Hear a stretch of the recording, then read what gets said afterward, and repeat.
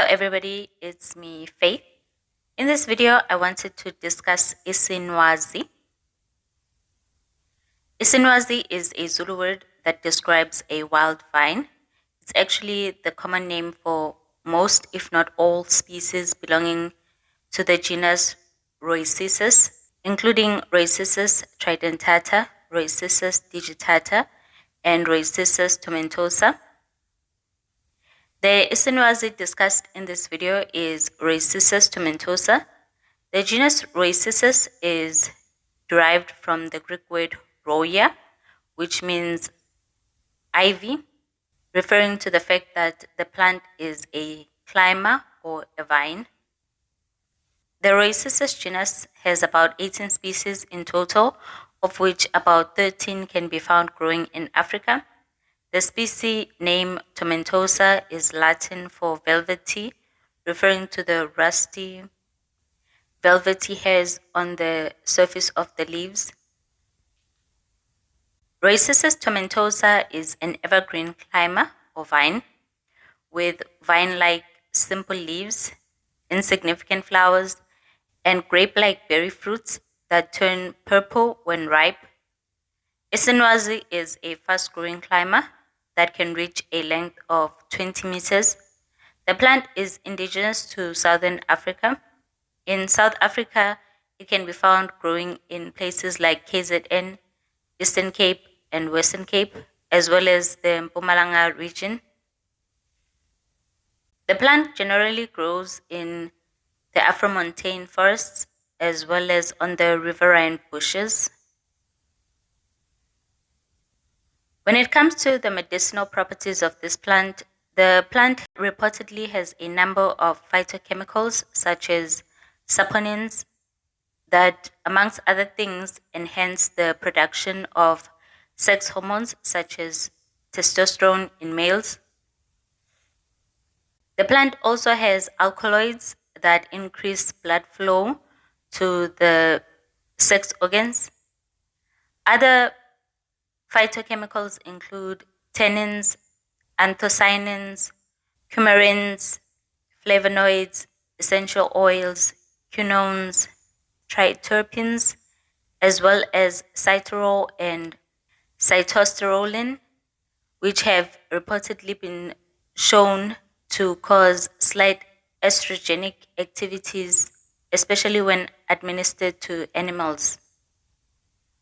The extracts in the plants have also been shown to contain some of the highest antifungal activities, which are useful against illnesses such as Candida albicans. The plant also has antimicrobial, antibacterial, anti-inflammatory, antioxidant, anti-allergic, and uterotonic activities, just to name a few. In terms of uses, the plant has edible fruits and tubers that are eaten by people and animals. The plant is cultivated as an ornamental garden plant and is widely used as a medicinal plant. The parts of the plant that are most useful in making traditional medicines include the roots and tubers, the bark, the leaves, as well as the fruits. This plant is generally used for a variety of purposes, including as a painkiller, for cleansing and purifying the blood, for treating acne, for cleansing the nasal passages, to enhance maturity in girls, to speed up and ease childbirth, and to make umuti obovu. Isinwazi is used in the Nguni rite of passage known as iqude or ukutombisa. Ukutombisa is a Nguni word that means to grow or growing a girl child. Ukutombisa is a rite of passage ceremony performed when a girl transitions from childhood to puberty. The ceremony takes place after a girl starts her menstrual cycle. Ukutombisa is usually followed by another ceremony known as ukwemula, Ukwemula is a ceremony where a girl's marriageable status is announced to the public. Ukwemula is not the same as umemulo. These are two distinct concepts. Umemulo is a coming of age ceremony, while ukwemula is when a family announces to the public that their daughter is ready and available for marriage. During ukwemula, the girl is given a concoction made with Isinwazi. The concoction is considered essential for the girl's reproductive capacity. If later in the girl's life she is found to be barren, or she has miscarriages or stillbirths, then her rite of passage will be questioned. People will ask whether her ukwemula was performed properly or not. Some people believe that umemulo, the coming of age ceremony, is a more socially acceptable type of ukutombisa or ukwemula, since ukwemula has been condemned as promoting child abuse and child marriages. Isinwazi is used to make inembe, islambezo, and other labor-inducing herbal tonics taken regularly by women during pregnancy to facilitate quick and painless delivery. And after birth, women take the tonics to promote postpartum healing. The roots of the plant are used to treat istina, or the overproduction of sebum on the face, especially around the nose area. Istina is a type of ischito that is meant to make a person think and feel unattractive and to strongly project that to others and to have others think and feel the same about the person. The roots are also used to make umuti obovu. Umuti obovu is a mixture of plant materials that have gone through a process of prolonged boiling. The color of this medicine is usually red because of the use of red tree barks as the main ingredient. The roots are also used to treat male infertility and as an aphrodisiac. Isinwazi is used to cleanse and purify the blood as well as the nasal passages. Lastly, in humans, the roots are used to treat a chronic headache, stomach ache, hernia, and bilharzia. Farmers use this plant to treat the following diseases in animals. Farmers use this plant as antihelmintics. This is medicine that kills parasites such as roundworms and tapeworms in animals. Farmers use this plant to help calves give birth. It is used to ensure a safe delivery of the baby calf. This plant is used to treat heartwaters. This is an infectious tick-borne disease that can easily kill some animals. This plant is also used to treat babesiosis, a disease that is also known as red water. This is a parasitic disease that infects the red blood cells of animals.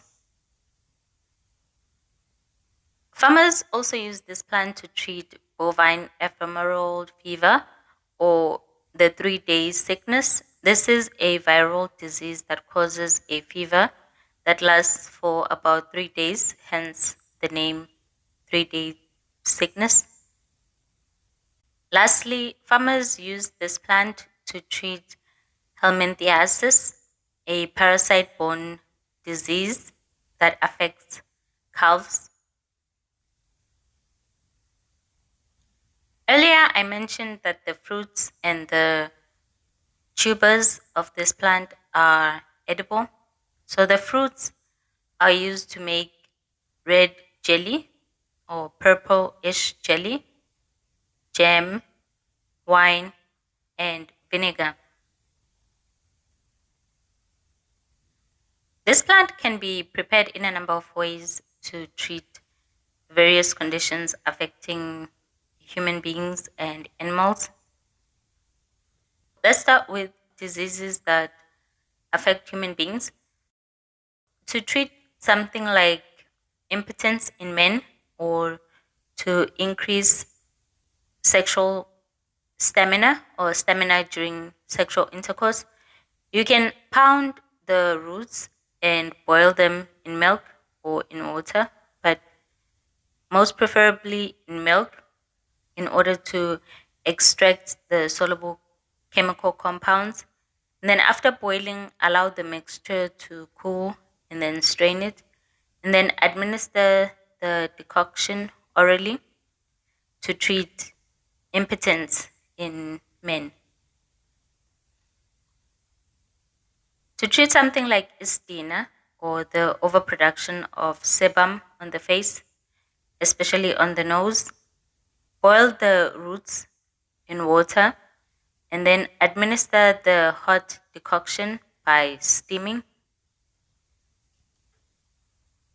To cleanse the nasal passages as well as to treat chronic headaches, dry the leaves and then ground them into fine powder and then sniff the powder.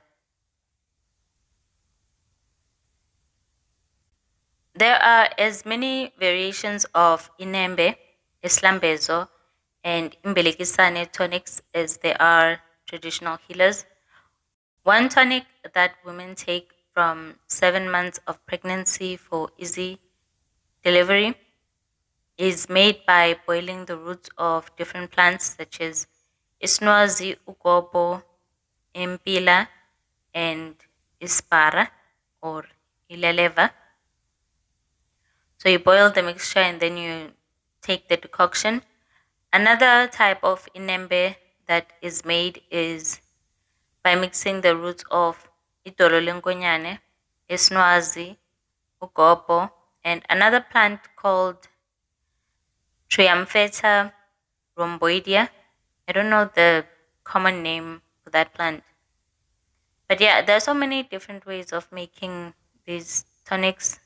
They vary by like the traditional healer again because some traditional healers live in places where some of these plants are not available, so they make different variations based on what is available.